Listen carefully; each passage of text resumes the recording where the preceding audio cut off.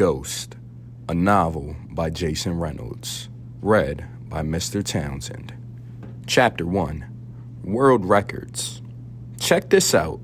This dude named Andrew Dahl holds the world record for blowing up the most balloons with his nose.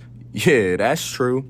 Not sure how he found out that was some kind of special talent, and I can't even imagine how much snot be in those balloons, but hey, it's a thing, and Andrew's the best at it.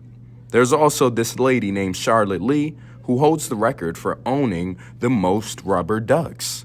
No lie. Here's what's weird about that. Why would you ever even want one rubber duck, let alone 5,631? I mean, come on. And me?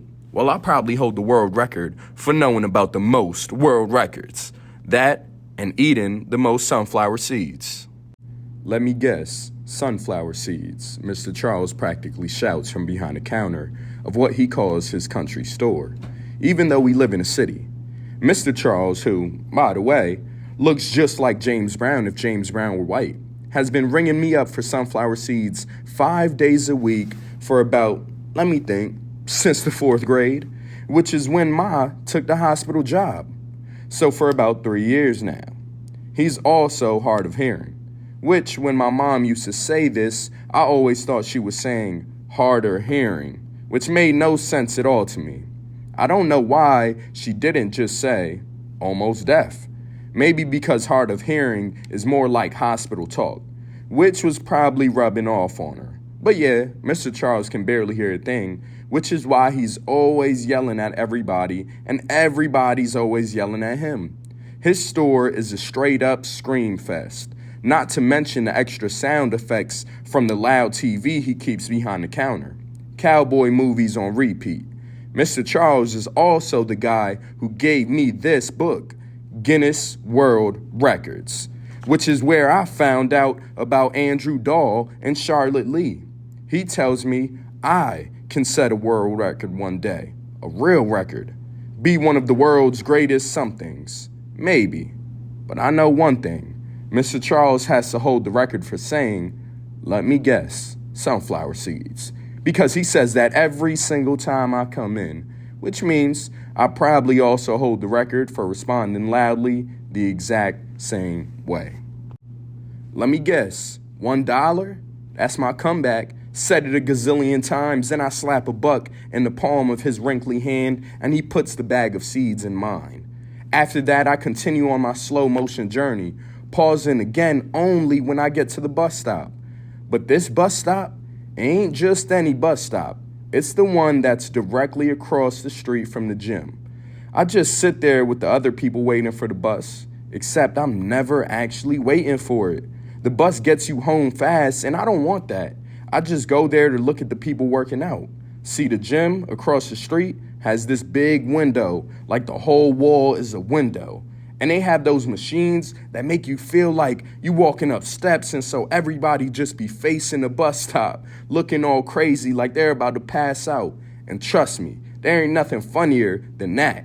So I check that out for a little while it's like some kind of movie. The About to Pass Out show, starring Stair Stepper Person 1 through 10. I know this all probably sounds kind of weird, maybe even creepy, but it's something to do when you're bored. Best part about sitting there is tearing into my sunflower seeds like they're theater popcorn. About the sunflower seeds, I used to just put a whole bunch of them in my mouth at the same time, suck all the salt off, then spit them all out machine gun style. I could have probably set a world record in that too. But now, I've matured. Now I take my time, moving them around, positioning them for the perfect bite to pop open the shell, then carefully separating the seed from it with my tongue.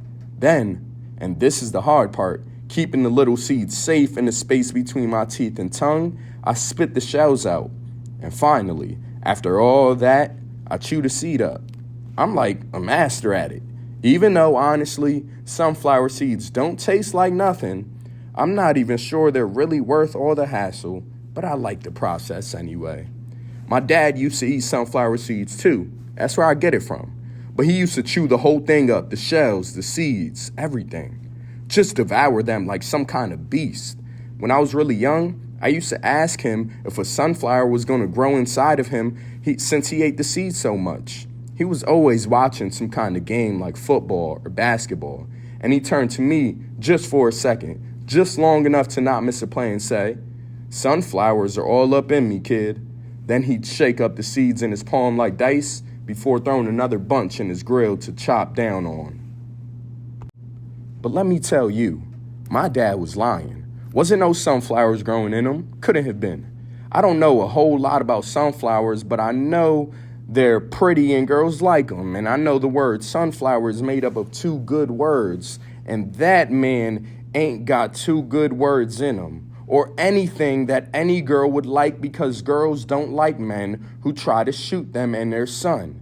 And that's the kind of man he was. It was 3 years ago when my dad lost it, when the liquor made him meaner than he'd ever been. Every other night he would become a different person, like he'd morph into someone crazy. But this one night, my mother decided to finally fight back. This one night, everything went worse. I had my head sandwiched between the mattress and my pillow, something I got used to doing whenever they were going at it, when my mom crashed into my bedroom. "We gotta go," she said, yanking the covers off of the bed. And when I didn't move fast enough, she yelled, "Come on." Next thing I knew, she was dragging me down the hallway, my feet tripping over themselves. And that's when I looked back and saw him, my dad, staggering from the bedroom, his lips bloody and a pistol in his hand. "Don't make me do this, Terry," he angry begged. But me and my mom kept rolling, the sound of the gun cocking, the sound of the door unlocking. As soon as she swung the door open, my dad fired a shot. He was shooting at us. My dad was actually shooting at us, his wife and his boy. I didn't look to see what he hit, mainly because I was scared it was gonna be me or Ma. The sound was big and sharp enough to make me feel like my brain was going to pop in my head, enough to make my heart hiccup. But the craziest thing was, I felt like the shot, loudest sound I ever heard, made my legs move even faster. I don't know if that's possible, but that's definitely what it seemed like.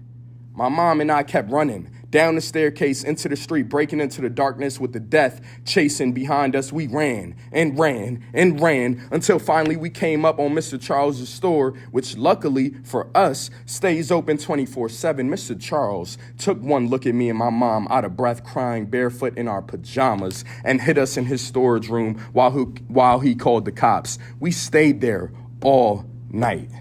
I haven't seen my dad since. Ma said the cops said that when they got to the house, he was sitting outside on the steps, shirtless, with the pistol beside him, guzzling beer, eating sunflower seeds, waiting. Like he wanted to get caught.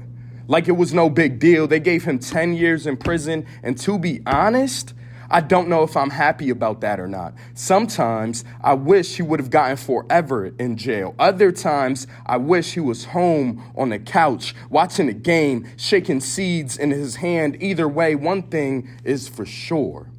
That was the night I learned how to run. So when I was done sitting at the bus stop in front of the gym and came across all those kids on the track at the park practicing, I had to go see what was going on. Because running ain't nothing I ever had to practice. It's just something I knew how to do.